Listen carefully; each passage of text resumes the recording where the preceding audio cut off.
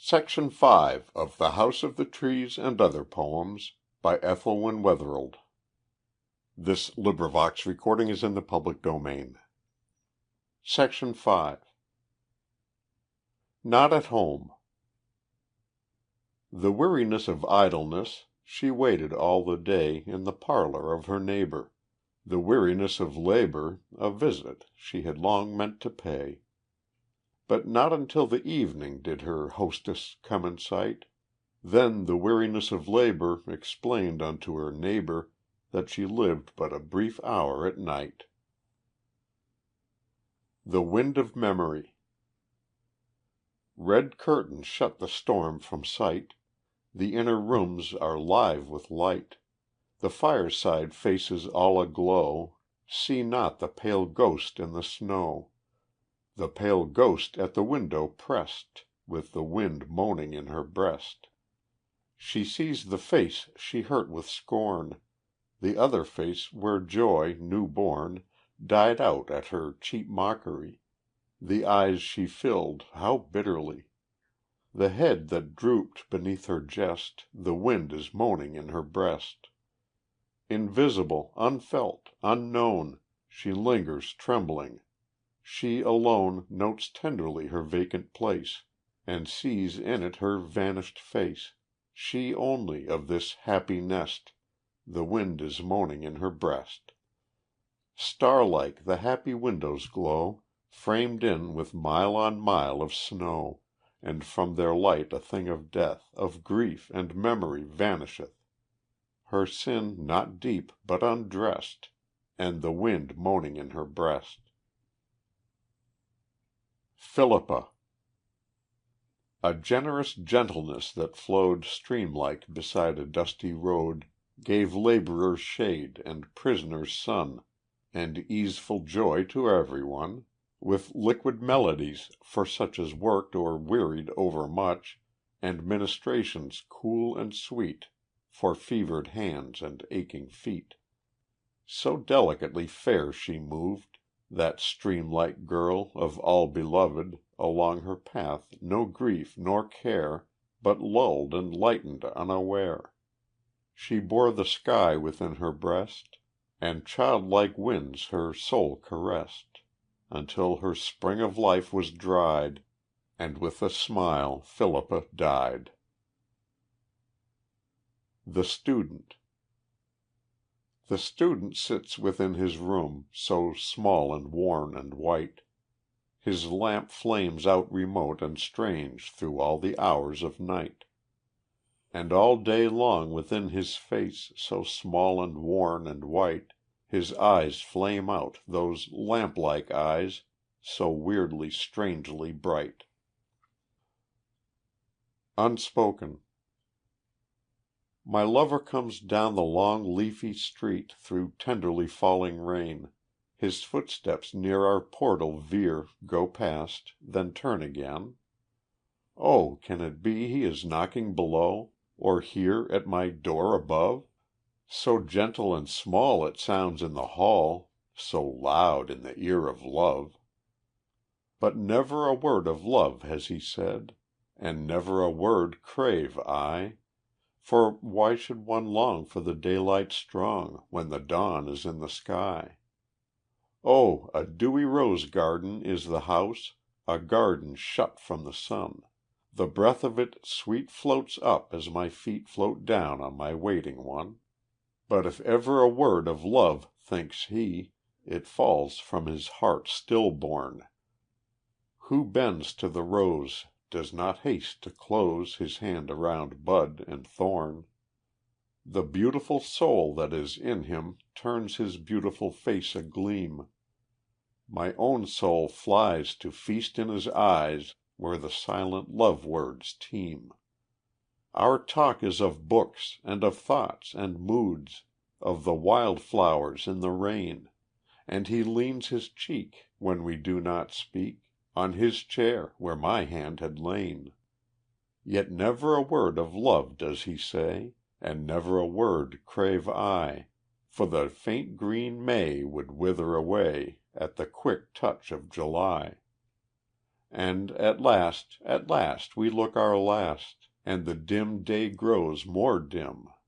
But his eyes still shine in these eyes of mine, and my soul goes forth with him.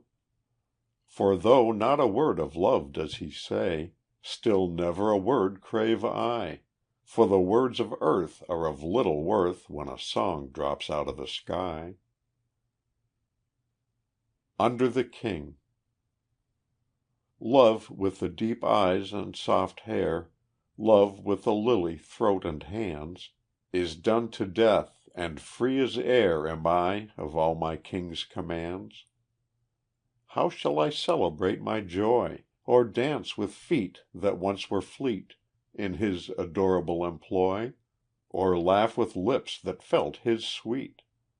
How can I at his lifeless face aim any sharp or bitter jest, since roguish destiny did place that tender target in my breast? Nay, let me be sincere and strong, I cannot rid me of my chains, I cannot to myself belong, my king is dead, his soul still reigns. The Secret. Some chance moment life confesses that her insect nothingnesses carry honey with their stings, but 'tis only to their kings, those who know how best to use them, those who know how to refuse them, that the secret is made free, and souls are loosed from tyranny. Limitation. Beyond the far horizon's farthest bound a farther boundary lies. No spirit wing can reach the utmost round, no spirit eyes. The soul has limitations such as space, such as eternity. The farthest star to which thou set'st thy face belongs to thee. 3 years old. What is it like, I wonder, to roam down through the tall grass hidden quite, to feel very far away from home when the dear house is out of sight, to want to play with the broken moon in the star garden of the skies, to sleep through twilight eves of June beneath the sound of lullabies, to hold up hurts for all to see, sob at imaginary harms, to clasp in welcome a father's knee, and fit so well to a mother's arms, to have life bounded by one dull road, a wood and a pond, and to feel no lack, to gaze with pleasure upon a toad, and caress a mud turtle's horny back, to follow the robin's cheerful hop with all the salt small hands can hold, and plead in vain for it to stop. What is it like to be 3 years old? Ah, once I knew, but 'twas long ago. I try to recall it in vain, in vain, and now I know I shall never know what it is to be a child again. Sometime I fear. Sometime I fear, but God alone knows when mine eyes shall gaze on your unseeing eyes, on your unheeding ears shall fall my cries. Your clasp shall cease, your soul go away from my ken, your great heart be a fire burned out, ah, then, what shall remain for me beneath the skies of glad, or good, or beautiful, or wise, that can resume and thrill my life again? This shall remain, a love that cannot fail, a life that joys in your great joy, yet grieves in memory of sweet days fled too soon. Sadness divine, as when November pale sits broken-hearted 'mong her withered leaves, and feels the wind about her warm as June. Joy. When airy joy doth hail me, I follow on behind, and lest my feet should fail me, I follow on the wind. I hear her lightsome laughter go floating past the door, and swift I follow her as she flies on before. When I am faint and falling, and lose her skyey wings, I hear her liquid calling, and feel the charms she flings On all the earth and o'er me, then eagerly I rise, and see her skirts before me Go glittering up the skies.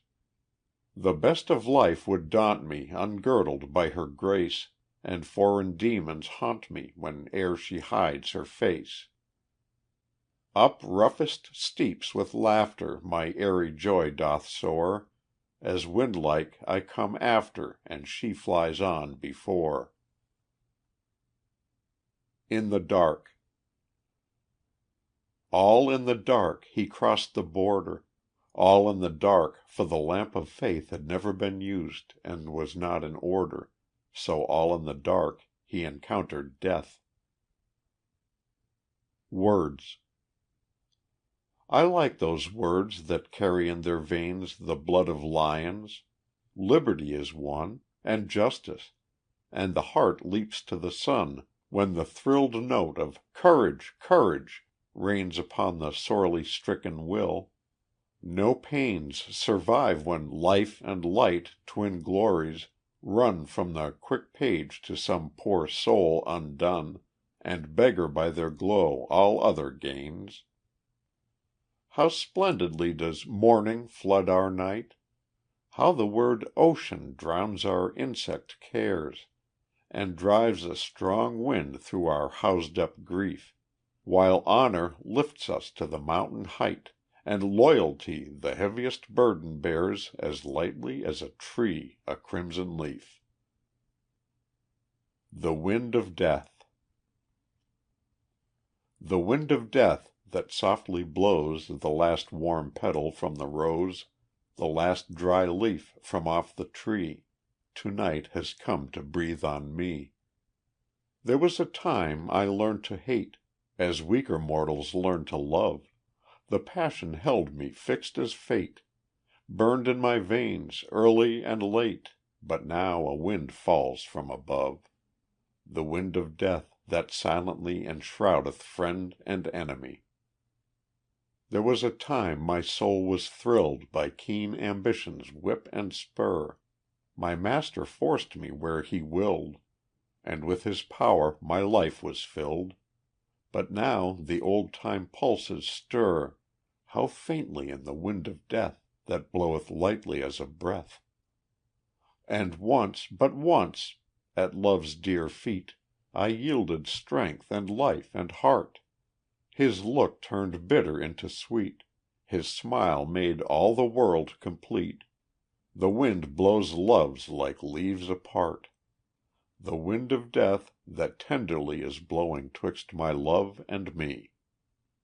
O wind of death that darkly blows Each separate ship of human woes Far out on a mysterious sea, I turn my face to thee. End of Section 5. End of The House of the Trees and Other Poems by Ethelwyn Wetherald. This recording has been by Roger Moline.